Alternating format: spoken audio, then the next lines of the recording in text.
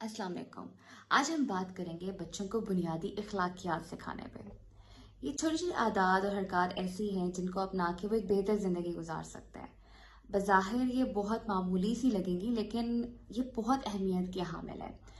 आप ये आदत सिखाकर ना सिर्फ अपने बच्चों पे बहुत बड़ा एहसान करेंगे, बल्कि उनके इर्द गिर्द के लोगों पे भी बहुत बड़ा एहसान होगा। सबसे पहले मैं जिक्र करूंगी कि जिस तरह उनका नाक साफ करना उनको आता हो कि किस तरीके से करना है। ऑब्वियसली शुरू में बच्चे जब ज़्यादा छोटे होते हैं तो आपको ही करना होगा, लेकिन उस वक्त भी उनमें ये सेंस डेवलप करना कि उनका नाक बह रहा है या उनको छींक के बाद अगर कोई गंदगी लगी है उनकी नाक पर, तो वो फौरन से आपके पास आए और अपनी नाक साफ करवाएं।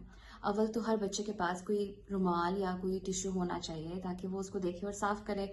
और जैसे जैसे बच्चा बड़ा और सिंक तक जाने की जा सकता हो खुद से, तो उसके बाद आप उसको आदत ये डालें कि वो सिंक पे जाए और वहां जाके अपनी नाक छू करके साफ करे।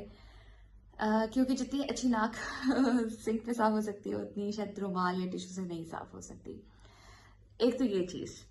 दूसरी ये कि वो जब भी छींके या खान से अपने आगे अपने मुंह को कवर करे, अपने मुंह को ढांपे अपने हाथ से या बाजू से, जिस तरीके से भी आप उसको सिखाएं। मतलब दोनों तरीके उसको आने चाहिए। यूं ना हो, मेरे साथ बहुत दफा ऐसा हुआ है, आज तक मैंने जिंदगी में लिटरली एक भी बच्चा ऐसा नहीं देखा कि जो आए और वो अपने आप मतलब खुद को कवर करके और खांस रहा है, छींक रहा है। छोटे छोटे बच्चे हैं, बातचीत करना जानते हैं, लेकिन वो ये कर नहीं रहते।